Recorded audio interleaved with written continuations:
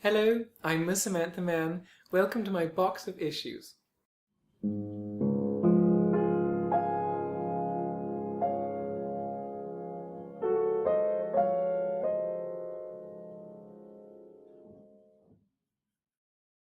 The most extraordinary thing. Look what I found in my handbag. I was just looking for a tissue and there they were. I don't know what they've been doing.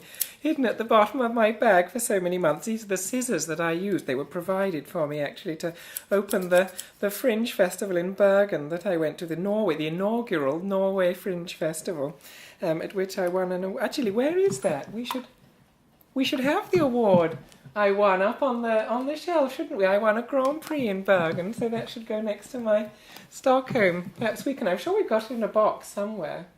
So, just a little correction actually. Marie pointed out, I said that I'd won a Grand Prix in Bergen. It wasn't. The Grand Prix was from Stockholm, of course. In Bergen I won an audience award, some sort of audience, which is, in many ways, I think is more prestigious actually. But anyway, I would always choose audience appreciation over jury, whatever. Let's continue with this week. Well, good correction, Marie. Well done for pointing that out.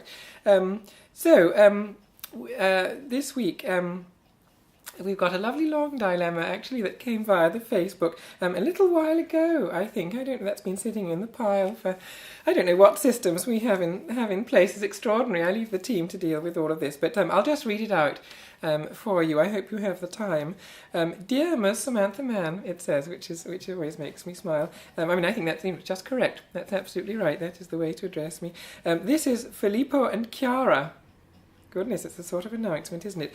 We are wondering about our desire of becoming astronauts, they write. I don't think they're native English speakers, and going into space, although we are around 35. What do you think?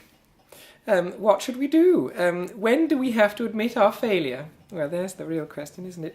Until when do we have to keep working on our ambitions? Which is interesting.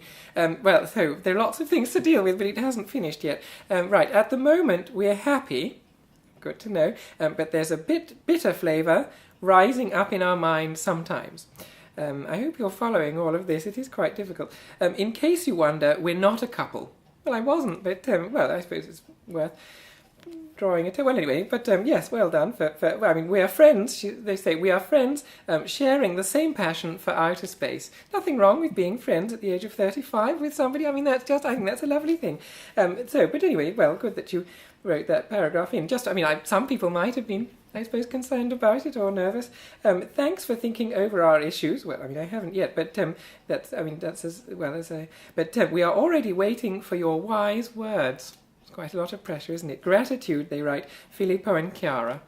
Goodness me. I think probably I won't answer all of your questions separately. I'll try to round them all up. And first of all, obviously, you're never going to be astronauts. I hope that's clear enough.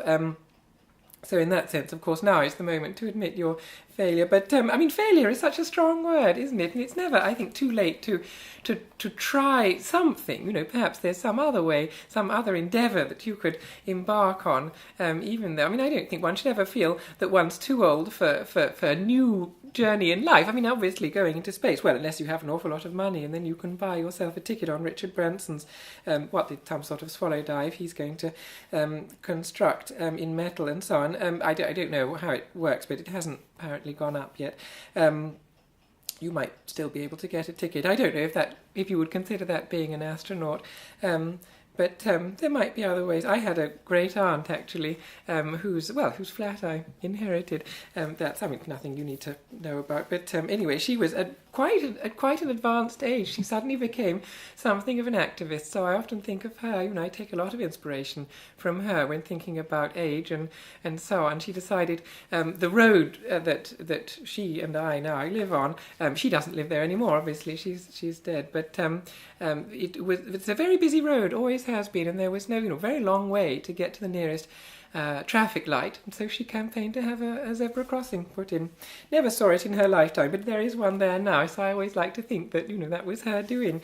I sometimes think, we need a blue plaque on the wall up in front of the building, at the level of my flat. But anyway, that's just anyway. So I don't know whether that answers your question. I hope it does. I mean, I suppose the essential thing. I mean, essentially, you're not going to be an astronaut, but you might still get into space.